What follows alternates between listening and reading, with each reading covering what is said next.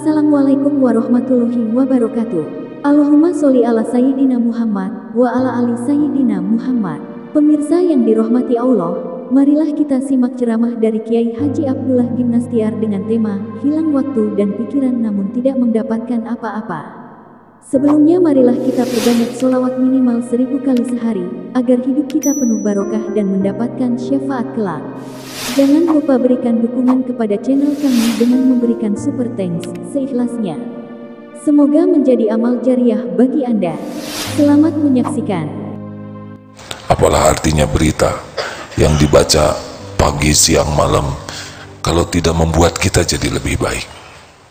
Tidak ada yang lebih pahit dari berharapnya hati. Allahumma aftah lana hikmataka ya Allah.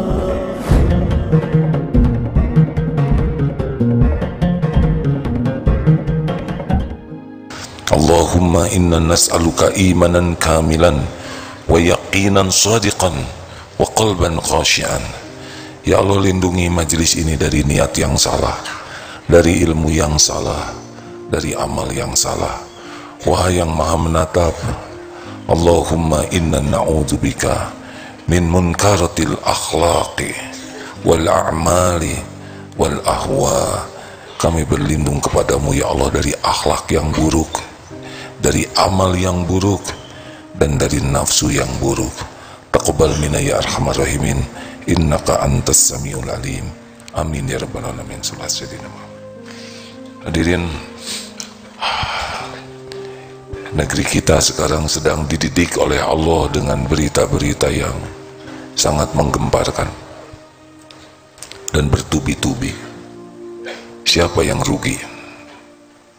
Yang rugi adalah yang terkuras waktunya membaca berita, terkuras emosinya membaca berita, sehingga waktunya hilang banyak, tapi tidak mendapat hikmah yang menggugah dan mengubah dirinya sendiri.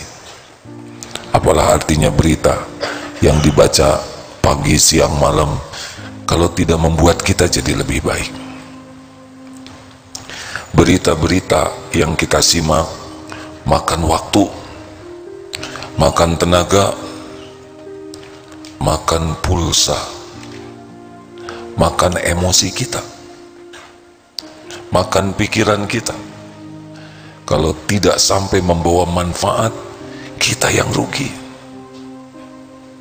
Karena setiap waktu yang kita luangkan pasti akan dituntut pertanggungjawabannya. Saudara buka HP ini, setiap detiknya ada pertanggungjawabannya. Qadarullah, kita takdir ada di zaman teknologi seperti ini. Tidak bisa menghindar, karena sekarang menjadi keperluan teknologi itu. Bisa menguatkan iman, bisa merusak iman, bisa nambah amal, bisa nambah dosa. Maka bijaksanalah hadirin menggunakan perangkat ini.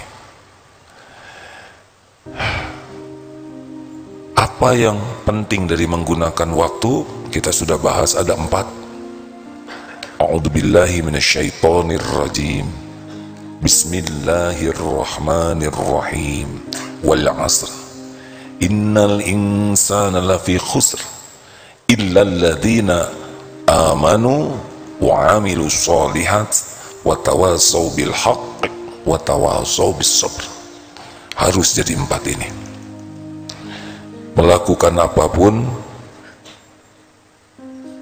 harus nambah keimanan ke Allah, nambah amal soleh kita, nambah dakwah kita, dan nambah sabar menyabarkan kita. Sebetulnya episode sekarang gonjang-ganjing negeri kita ini itu luar biasa hikmahnya kalau disikapi dengan jernih. Aparat negara banyak, termasuk aparat kepolisian. Ini adalah aset negeri kita, tidak bisa dihilangkan, karena kita perlu perangkat aparat negara kepolisian ini. Hanya untuk membersihkan itu memang sapu harus bersih lebih dahulu. Bagaimana bisa membersihkan yang kotor kalau sapunya kotor? Banyak aparat polisi yang baik, yang teguh, yang ahli ibadah, ada juga yang kurang baik. Sama seperti masyarakat pada umumnya. Hanya saja kali ini Allah memberikan kesempatan untuk menjadi lebih baik. Jadi kita sebagai rakyat biasa menyikapinya harus dengan sikap positif. Tidak boleh kita bersikap yang membuat kontraproduktif. Insya Allah ya. Apa pelajarannya? Surat Yusuf ayat 53. Tidak hanya di sana ternyata. Sekarang kita dengar juga ada berita di sebuah lembaga pendidikan Islam yang terjadi, ada seorang santrinya yang wafat. Walau belum tuntas penyelidikannya, ini pun nyata. Ada lembaga pendidikan universitas, ternyata rektornya juga ada yang ditangkap karena dianggap melakukan tindak pidana korupsi. Ada yang tertangkap basah sedang berbuat mesum. Ini berita-berita ini banjir, hanya untuk dibaca, hanya untuk diobrolkan? Bukan. Ini cara Allah mendidik kita. Ada satu benang merah. Tahu benang merah? Apa? Benang berwarna merah. Ada satu, saya juga sambil mikir, kenapa jadi benang merah? Ada satu yang sama, yang menyebabkan terjadinya pembunuhan, terjadinya pemerkosaan, terjadinya korupsi, terjadinya perzinahan, terjadinya perbuatan-perbuatan tercela. Sebetulnya ternyata sesudah dirunut ada satu penyebabnya, dan ini harus kita waspadai karena kita pun memiliki potensi itu. Tolong dibacakan surat An-Nahl, surat Yusuf ayat 53, maaf. Sebetulnya pendek ayatnya. A'udzubillahi minasyaitonirrajim. Wa ma ubarri'un nafsi innan nafsa la'ammaratun bis-su'i illa ma rahima rabbi inna rabbi ghafurur rahim.